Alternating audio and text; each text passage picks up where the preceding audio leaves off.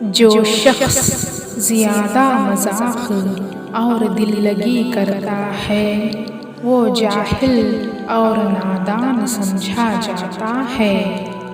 جاہل گویا ایک پتھر ہے جس سے پانی کی بوند نہیں پھوٹتی۔ جہالت موت کی مانند اور علم مثل حیات ہے۔ جہالت سے گمراہی اور حرص سے ذلت حاصل ہوتی ہے۔ جہالت آخرت کو خراب کرتی ہے اور ایمان حسد سے بیزار رہتا ہے۔